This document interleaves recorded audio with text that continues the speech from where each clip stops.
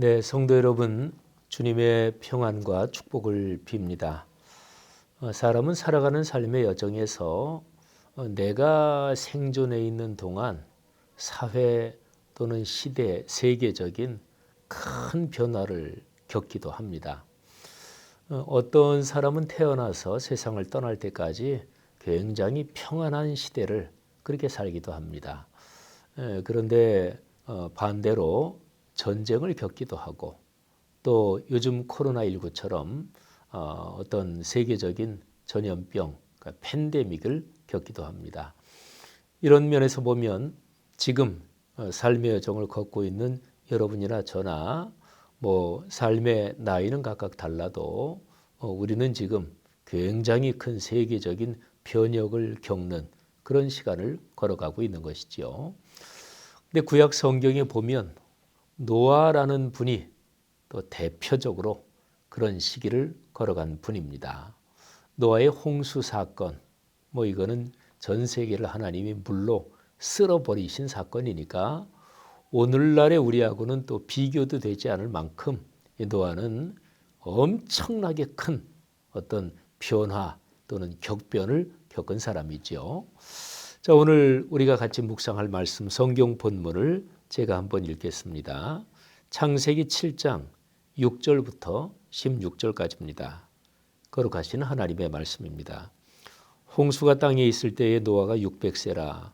노아는 아들들과 아내와 며느리들과 함께 홍수를 피하여 방주에 들어갔고 정결한 짐승과 부정한 짐승과 새와 땅에 기는 모든 것은 하나님이 노아에게 명하신 대로 암수 둘씩 노아에게 나와 방주로 들어갔으며 7일 후에 홍수가 땅에 덮이니 노아가 600세 되던 해 곧 둘째 달 곧 그 달 11의 날이라.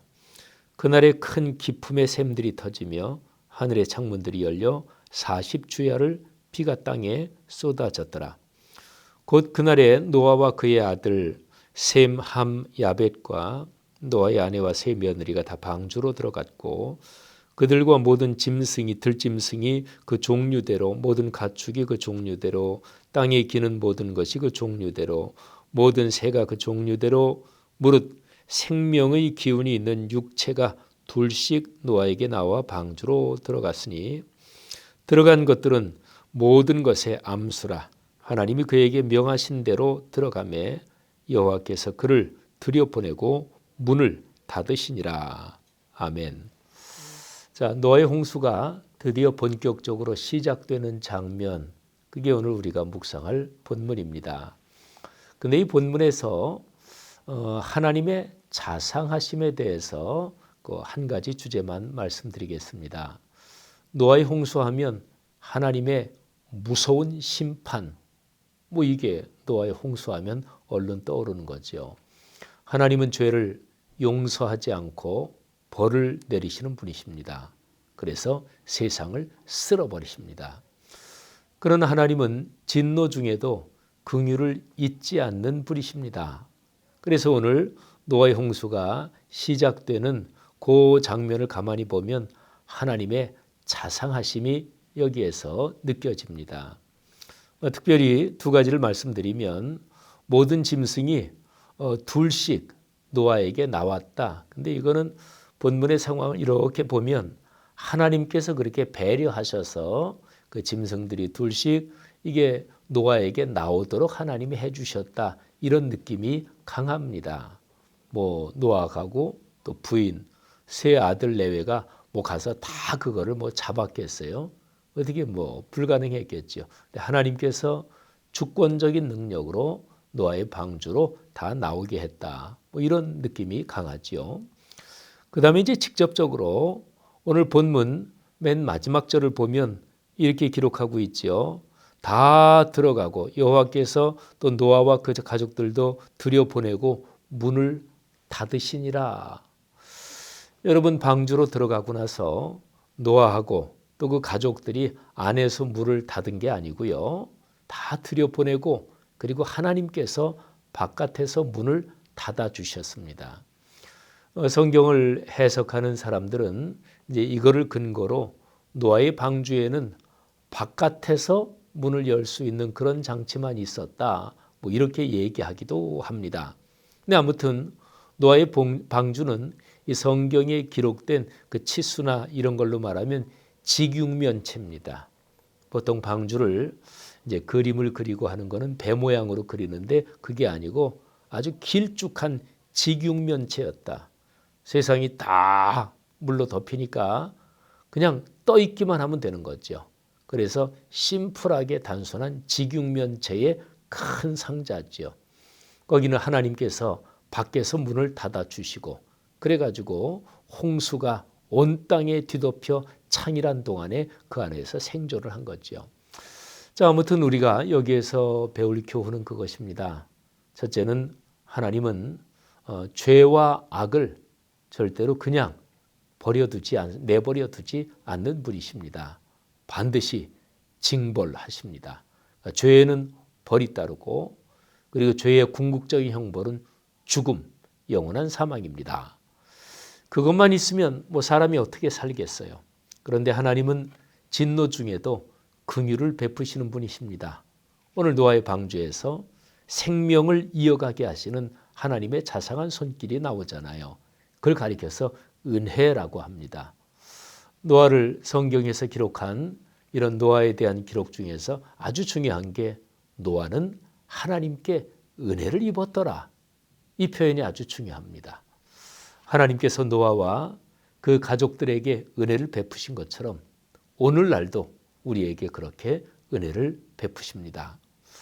사랑하는 성도 여러분, 하나님의 은혜를 확신하고 살아야 그리스도인입니다. 코로나19 이제 엔데믹으로 넘어가는 기간인데 뭐 너무 많이 힘들었잖아요. 또 코로나19 그 상황에서 경제적으로 직격탄을 맞은 그런 업종 또는 가게 공장 그런 분도 많이 있으실 테고 그러나 힘들었지만 어쨌든 견디고 여기까지 걸어왔습니다. 하나님의 은혜입니다. 코로나 엔데믹 상황에서 우리가 회복되는 그 모든 일에 하나님께서 은혜를 또 베푸실 것입니다. 믿음을 더 깊게 하고 또 예배를 소중히 여기며 그러면 믿음으로 걸어가셔서 승리하시는 여러분 다 되시기를 주의 이름으로 축복합니다. 제가 오늘 7장의 말씀을 설명드렸는데 이제 창세기 8장, 9장, 10장까지 설명드리면 7장에서 8장까지는 이제 홍수가 계속되고 그리고 방주 안에 있는 이제 그런 장면들입니다. 9장으로 넘어가면 이제 홍수가 드디어 그치고 뭐 비는 40주야를 내렸는데 근데 물이 온통 땅을 덮고 있었으니까 근데 물이 빠지고 그리고 육지가 드러나고 뭐 높은 산봉우리부터 드러나기 시작했겠죠. 그리고 이제 사람이 방주에서 내릴 수 있을 정도로 땅이 마르고 뭐 그러기까지 쭉 기다립니다. 그리고 이제 9장에 가면 드디어 방주에서 나옵니다. 하나님은 방주에서 나온 노아와 그 가족들 또 거기에서 나온 모든 생명체들에게 다시는 물로 땅 전체를 멸망시키지 않겠다고 약속을 주십니다. 그게 이제 노아 언약인데요. 그게 이제 9장의 내용입니다. 그 후에는 이제 노아로부터 그 세 아들로 이어지는 그리고 모든 계보, 족보가 쭉 이어집니다. 셈, 함, 야벳이지요.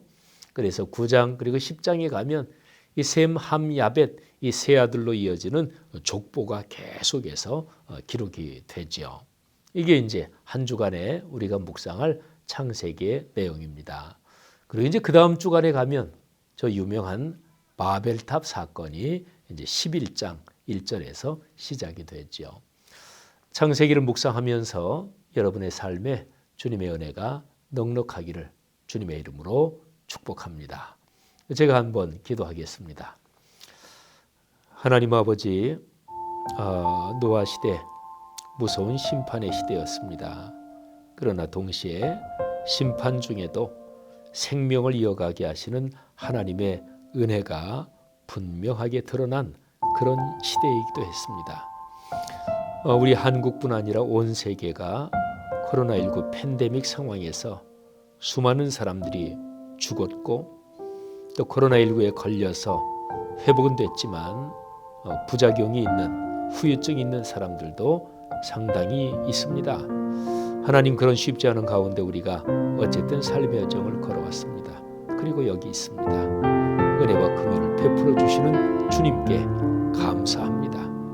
주님을 꼭 신뢰하고 손 꼭 붙잡고 그렇게 코로나 엔데믹 시대를 걸어가겠습니다. 우리 말씀삼 공동체 성락성결교회 성도들에게 각별한 축복을 허락하여 주옵소서. 예수 그리스도 이름으로 감사하며 기도 올립니다. 아멘.